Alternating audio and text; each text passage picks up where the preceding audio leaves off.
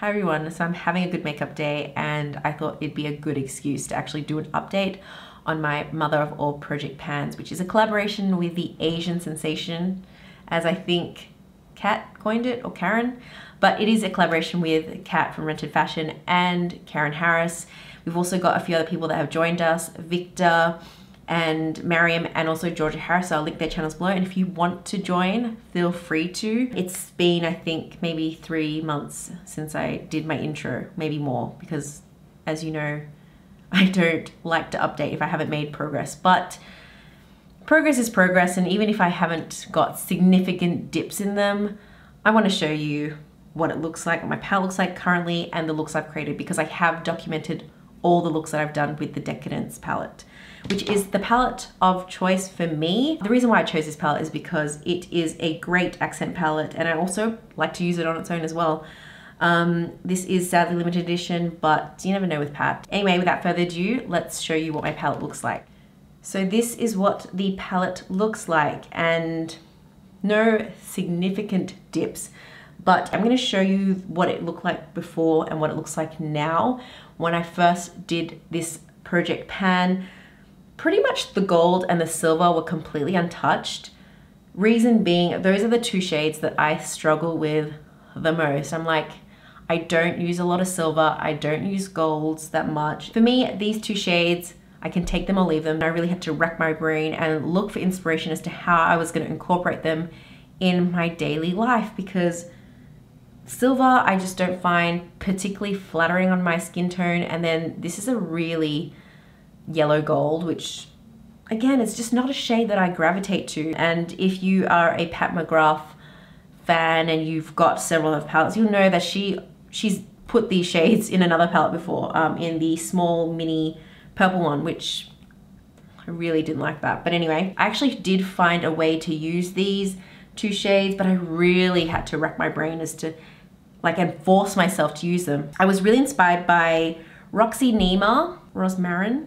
I'm sorry if I pronounce your name wrong. On Instagram, she created this gorgeous look, and I'm gonna put it on the screen, where she did this gradient wing liner. It was gold and then it went to black, and I was like, I can do that. Like, that is more wearable for me. So I was so inspired by her, and I recreated her look, which I think turned out really nicely. And I did use the black from the Pat McGrath, one of the other Pat McGrath Mothership palettes, because I do love that matte black. And then the silver, in my previous video where I talked about where I was ranking all my palettes, you would have seen me with a glossy silver eyelid, although it was a massive fail. It doesn't work well with a gloss. It just separated and it just looked bad. So that wasn't unfortunate.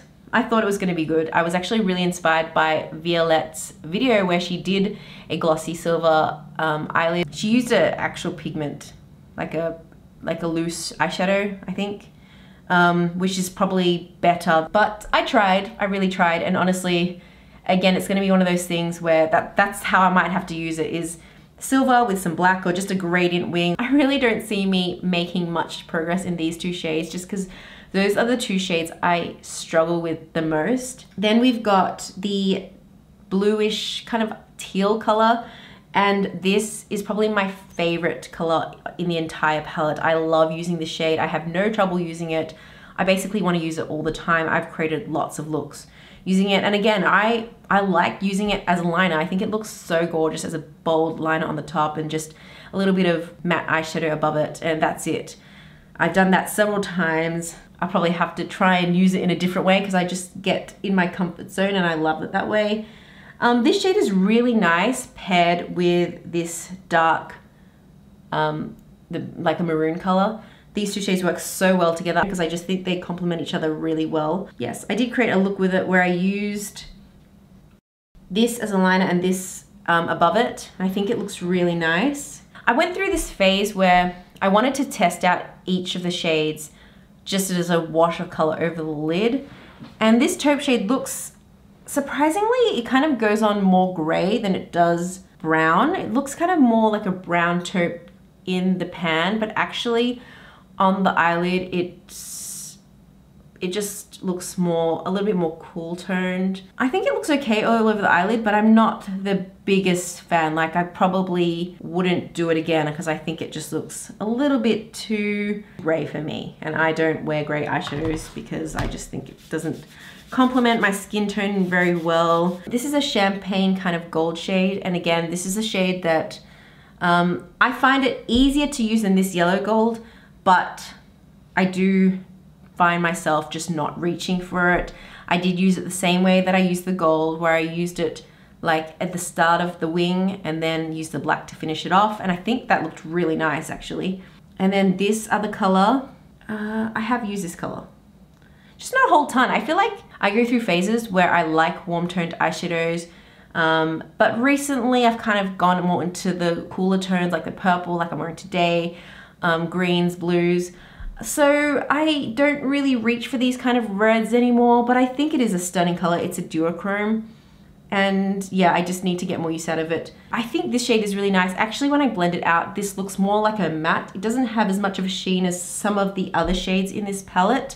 So I have used this shade often to deepen the outer V and just give the look more depth. And then lastly, this other shade, it's another taupe really, but it's more brown, which I prefer. So again, I use this all over the eyelid, and I think this shade looked nicer than the other gray. So that's pretty much everything I wanted to update you on. I was hesitant on doing this because I felt like because I haven't got a huge amount of progress, it's a bit redundant to come on here, but I do want to show you, you know, this is a realistic eyeshadow panning project for me. And I was really inspired by actually the Daisy girl, Stephanie, who panned the Alila eyeshadow palette. And I was actually watching, I was going back on her videos and seeing like how long did it take her to make a dip, like a significant dip. And it did take her months as well. So I'm not too discouraged. I think that this is gonna, I think hopefully I'm gonna see some bigger dips in some of these other shades. I can see myself making bigger dips in some of the shades I use most frequently, like the blue. I've had a lot of fun with this palette. I haven't been really bored with it, but you know, obviously because this is a full-on just metallic palette, I do find myself reaching for other things. So I feel like maybe if it had some mattes, I'd go through this quicker than if it was just full metallic. I know a lot of people don't necessarily like using limited edition palettes, but I think this is a great palette, and I think it would be a pity to just leave this sitting in a drawer because I genuinely do enjoy playing with it. And maybe if you've got this palette, hopefully this is giving you some inspiration as well. So yeah, hopefully you found this interesting to watch. Let me know if you're panning palette this year. I'd love to hear your thoughts on this whole thing. Like if you've done it before, like what are your tips and whatever, because I've never actually panned an eyeshadow before. Anyway, thank you so much for watching, and I'll see you in the next one.